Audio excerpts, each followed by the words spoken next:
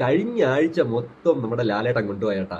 ആദ്യം ബിഗ് ബോസിന്റെ ഒരു ആഡ് വന്നു. അതിനകത്ത് ലാലേട്ടൻ എന്ന് പറഞ്ഞാൽ ഫുൾ ഓൺ ഫുൾ എനർജി. അതായത് അതേ എനർജിയിൽ ഒരു പടം വന്നിരുന്നെങ്കിൽ എന്ന് ആഗ്രഹിച്ചു പോകുന്ന രീതിയിൽ ഒരു ആഡ്. ഇനിയിപ്പം ബിഗ് ബോസ് തുടങ്ങിക്കഴിഞ്ഞ് നമ്മളെല്ലാം ഒന്നല്ലേ മോനെ എന്നൊക്കെ പറഞ്ഞിട്ട് നന്മ വരാകുമെന്ന് കണ്ടറിയണം. അപ്പൊ അതൊക്കെ പോട്ട് ആ ഒരു ആഡിലെ ലാലേട്ടന്റെ എനർജി എന്ന് പറയുന്നത് അന്യായമായിരുന്നു.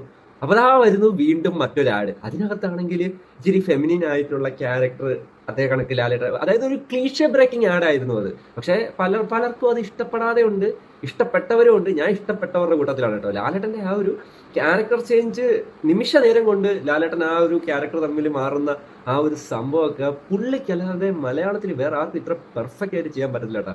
വേറെ ആര് ചെയ്താലും അട്ടർ ക്രാപ്പ് അല്ലെങ്കിൽ വൾഗറായി പോയേണ്ട ഒരു സംഭവം ലാലേട്ടൻ ചെയ്തപ്പോൾ എന്താ ഒരു ഭംഗി. പലരും വിമർശിക്കുന്നുണ്ടായിരിക്കും ഇനി ഈ ഇത്തരത്തിലുള്ളൊരു അഡ്വർടൈസ്മെന്റിന്റെ ആ ഒരു ക്യാരക്ടർ ലാലേട്ടൻ ചെയ്തത് കൊണ്ടാണോ അതോ ഇനി ലാലേട്ടൻ ചെയ്തത് മോശമായത് കൊണ്ടാണോ എന്ന് ഉള്ളത് എനിക്കറിയത്തില്ല. എനിക്കെന്തായാലും ലാലേട്ടൻ ചെയ്തത് പെർഫെക്റ്റ്, ഇതിലും മുകളിൽ ആർക്കും ചെയ്യാൻ പറ്റത്തില്ല. ഓക്കെ, അത്തരത്തിലൊരു സംഭവമാണ് ലാലേട്ടൻ ആ ഒരു ആഡിനകത്ത് ചെയ്തു വെച്ചിരിക്കുന്നതായിട്ടാണ് എനിക്ക് ഫീൽ ചെയ്തത്. ഒരുപാട് നാൾക്ക് ശേഷമാണ് ഒരു ആഡൊക്കെ ഇതേപോലെ ട്രെൻഡിങ് ആവുന്നത്.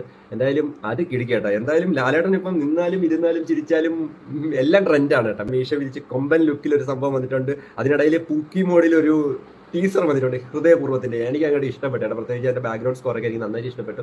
എൻ്റെ ഒരു ഹെൽത്തിന്റെ കുറച്ച് ഇഷ്യൂസ് ഒക്കെ ഉണ്ടായതുകൊണ്ട് അത് റിയാക്ഷൻ ചെയ്യാനായിട്ട് പറ്റിയിരുന്നില്ല. എന്തായാലും ആ ഒരു ടീസറും എനിക്ക് നന്നായിട്ട് ഇഷ്ടപ്പെട്ടു. ഈ ഒരു ഓണം കളർഫുൾ ആകും. ഒരുപാട് പടങ്ങൾ വരുന്നുണ്ട്. അതിലൂടെ നമ്മുടെ ലാലേട്ടൻ്റെ എല്ലാം പടം ആയിരിക്കുമെന്ന് വിശ്വസിക്കുന്നു.